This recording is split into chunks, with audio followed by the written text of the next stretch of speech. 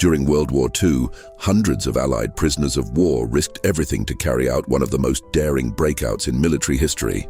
It became known as the Great Escape, a carefully planned, unbelievably complex effort involving tunnels, disguises, forged documents, and months of preparation. But what most people don't know is that the escape almost failed completely, and the true story is far more dramatic than the famous movie ever portrayed. Our story begins at Stalag Luft III, a German prisoner of war camp built specifically to hold captured Allied airmen. The camp was designed to be escape-proof: raised huts, loose sandy soil, tall fences, searchlights, and armed guards watching every move. But for the prisoners inside, escape wasn't just an act of rebellion, it was their duty. Enter squadron leader Roger Bushell, better known as Big X. He had one goal: we're going to get out. All of us. Bushell organized a secret committee and proposed an almost impossible plan. Not just for a handful of men to escape, but 200. Planning the escape. The plan called for 3 tunnels: Tom, Dick, and Harry. Each tunnel was to be dug deep beneath the camp, past the perimeter fence, and into the surrounding woods. But this was no small task.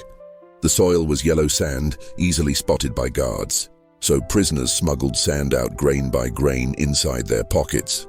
They rigged a covert system where penguins, prisoners with baggy trousers, shuffled the sand into gardens and fields during daily walks.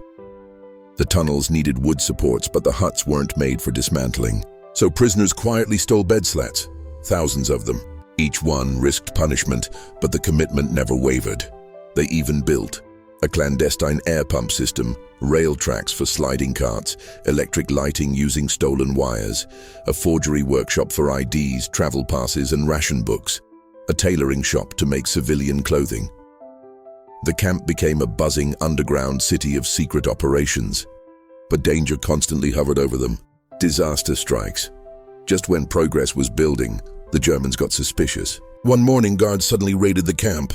The tunnel they discovered was Tom, the most advanced of the 3.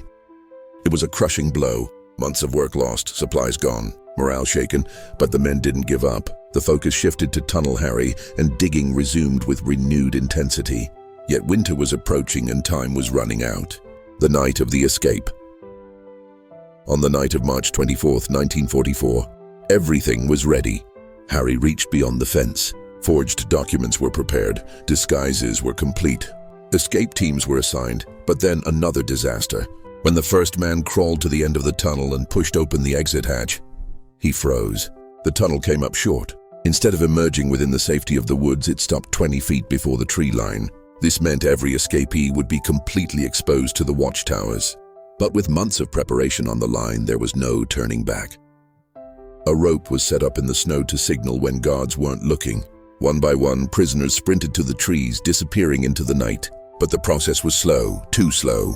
By early morning, only 76 men had made it out before a guard spotted movement, fired his weapon, and raised the alarm.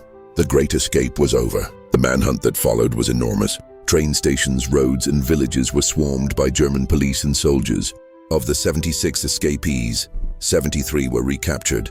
Only 3 made it to freedom, and tragically, 50 were executed under direct orders from Nazi leadership. It was one of the most brutal reprisals of the entire war.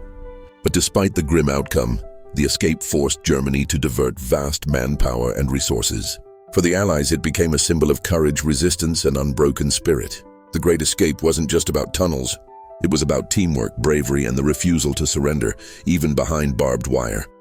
The men of Stalag Luft III risked everything for a chance at freedom, and in doing so, they carried out one of the most extraordinary acts of defiance in World War II.